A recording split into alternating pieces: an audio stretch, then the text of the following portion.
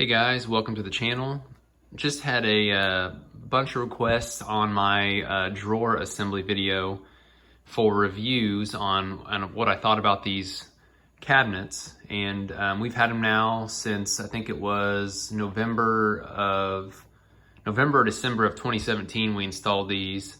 And if you're getting ready to install or you're looking to buy these cabinets, I'm going to post a link in the top right up here for you to look at. It's just a video on the assembly of the drawers themselves for the cabinets, not the full cabinet assembly, but the instructions are pretty lackluster that come with them, and you'll see if you buy them that they're pretty terrible. So I made a video there to help with that installation. It makes it a ton easier. It's kind of a lengthy video because I don't really cut. I just kind of do the whole assembly in front of you to kind of show you what you're going to be looking at. So it would help quite a bit though, I think, if you're going to be doing the installation yourself. Me and my wife sat down for 10 or 15 minutes and kind of thought about the things that we've liked and disliked about these cabinets over the last 3 years, and made a quick little list here for you. It's some stuff that you might want to consider when you're looking into them. I just want to say right off the bat though, overall we're happy with them, and I would put them in again. We probably will be doing some more over here on this side of the kitchen later. We just did this first half so far. We've been saving some money to try to do the other half, since it's the more expensive side with the sink and all the other stuff we want to do over there. I don't have any super terrible things to say about them, but there are some critiques we have and some stuff that might, discourage you from buying them if they're bigger deals to you. But I'll go ahead and jump right into it so it's not a super long video. So I'm going to kind of show you right here real quick what we have. So we have kind of a duplicate setup on each side of our stove with the high and the low and the middle size drawers. And we did those just to have a lot of storage for pans and pots and the other stuff you have for cooking. And then we also over here, let me move over here for you. We did a Lazy Susan here in the corner. And we did the 2 high drawers here for just some snack storage for, cereal, chips, stuff like that. And then we have our stuff over here just for some kitchen cleaning stuff. And then these are pretty much just 3 drawers full of junk. Everybody has them, I think. We have 3 of them, which I think is ridiculous, but we can't seem to throw it away. We have to keep it for some reason. And that's not a dig against my wife, that's myself. It's mostly my stuff. So I'm going to kind of jump in here real quick and just show you. So the first thing I want to talk about, I'm going to pull my camera loose here, sorry. So on our Lazy Susan, you'll see the door itself. It will, when it pulls open, and this may be how they all are, I'm not sure. This is our first Lazy Susan, so the door itself can contact the front of the cabinets.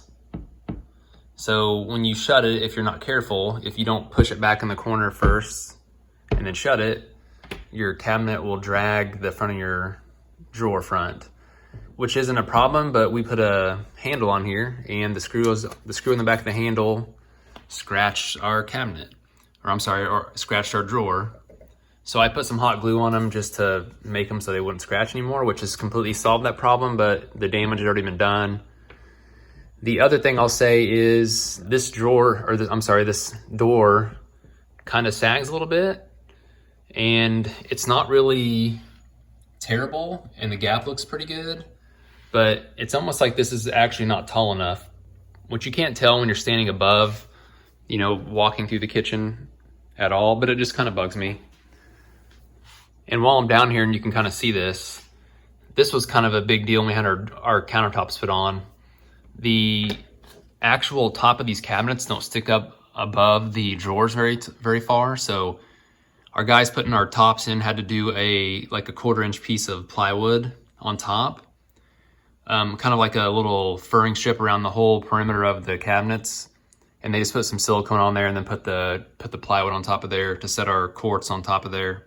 You might just keep that in mind. If you're doing it, you have to do something, because you can tell there is not any gap really from the top of your drawers to the bottom of your countertop. And so if we wouldn't have spaced that up, this drawer would barely close underneath here. So just keep that in mind too. They said the guys that put our quartz in said they have done quite a few of these Klearvue cabinets, and said they do it on every one of them. They have to always kind of put the furring strip on top, which isn't a big deal at all, but just keep that in mind. So next on my list would be some corner chips, and you can kind of see here, we have one right here. I don't even know how that happened. I'm not sure when that happened. That's the only one we have as far as cabinet doors and drawers that has a chip. The other one we have is from our dogs, and they run around this corner a lot, and their collar contacts this corner. And you can tell this is it's just kind of like, it's kind of chipboard, just a veneer over it. So if they get too crazy or you get into these corners, they're just a blunt corner. They're not rounded over or anything. So they're pretty delicate when it comes to getting hit really hard. So if you have pets or kids that are rough, you might just keep that in mind. I think if they would have rounded that corner over, it would have made a big difference when they were doing the design, but it is what it is. I'll probably end up replacing it if it gets too bad at some point, or touching up with some paint. The next thing I'll talk about is we have one of our bottom drawers over here. We have a lot of stuff in it. It's kind of our catch-all baking drawer. And you can see it's just got a ton of heavy glass. It's got a crock pot in it. Also has some Corningware, so it's got a lot of weight in it. The drawer handles it fine, but the soft close doesn't work anymore. On that drawer, it'll kind of stop right there unless I shut it. I've taken everything out of it, and it works if everything's out of it. So if you put too much weight in it, the soft close won't work. So just keep that in mind. This has a ton of weight in it. It's the only one that we have that doesn't work correctly. The rest of them all still work fine. The soft close has worked on all of them since we've had them. You can see the other drawers, they all work the same. This is our silverware drawer. It's got quite a bit of weight in it too, but you know, it still closes like it should, just fine. My wife also wanted me to point out that we purchased these dividers for the bottom drawers to kind of hold up cookie sheets or baking sheets, whatever. We were not happy with those. They did not really work like we thought they would. They don't have anything to really hold them in place very well, so they can slide easily. And the big issue I think with them is that there's not one on the bottom as well. So if you put a pan in here, they just kind of tip over. There's nothing to keep the bottom from kicking out. So we've quit using them really. We have one left in here just to kind of hold the pans in place. We used to have 4 of them, I think, along here. But they were kind of I feel like a waste of money. They didn't really work, and we weren't very happy with them. If you think you want to try them, I guess you could, but I probably wouldn't spend the money on them. I also want to point out one more thing here that we didn't really think about when we bought them. If you are in here working in the kitchen, and there's a couple of you working like next to the stove, these are really wide. My wife and I a lot of times will be in each other's way. So if I'm gonna open this drawer and she's standing by the stove, I have to kind of have her move just because they are so wide. You know, it's not just a cabinet door. And that's also, I think, kind of their strong point as well, that they're so large, because you can put a lot of stuff in them. And it's pretty handy just to be able to open the drawer and there's everything you need right there. I will say too, one of our favorite things are these hidden drawers. And we have, you can see we're not very organized here, but we have a lot of supplements and medicine we keep in some of these drawers. And this has kind of been our big catch-all medicine drawer. If you can't tell, there's a lot of stuff in here. But this is really nice to have, just to kind of have it hidden there so it's not accessible if you have grandkids or children over that you don't want to see what's really there. Just kind of a nice little hidden storage area that you can put stuff away. So in closing, I would say for sure we would definitely buy them again, and we probably will for the other half of our kitchen.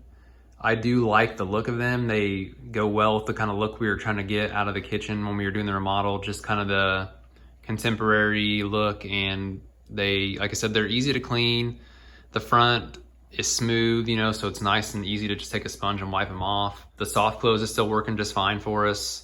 I feel like they're a decent cabinet for the price range. You know, they're not a high-end cabinet by any means. They do look nice though, and they're for sure not just the cheapest cabinet you can buy. They seem to have been doing just fine, supporting the weight of the quartz countertops that we had put on top, which were pretty heavy. Overall, nothing seems to have started sagging or anything like that. The actual structure of the cabinet seems to be pretty good. And overall, like I said, we're happy with them for what we paid. I do wish there was some more reinforcement on the corners to keep the chipping from happening, like on the edges where you might have high traffic. That's stuff that can be fixed, but you know, when you spend the money on cabinets, you don't really want to have to do that. But again, for what they are and for the look we were wanting, they worked out well for us. And I hope this kind of helped you make a decision on what you're going to be doing with your kitchen or your bathroom. And like I said, if you're going to be doing some installation, you might check out the video. I'll link it at the end here as well. And if you're bored, you might check out some of my other videos if you wouldn't mind. And if this helps you out at all, I'd really appreciate a like if you could. Just helps me out too as well. And thanks for stopping in, guys. Hope this was helpful.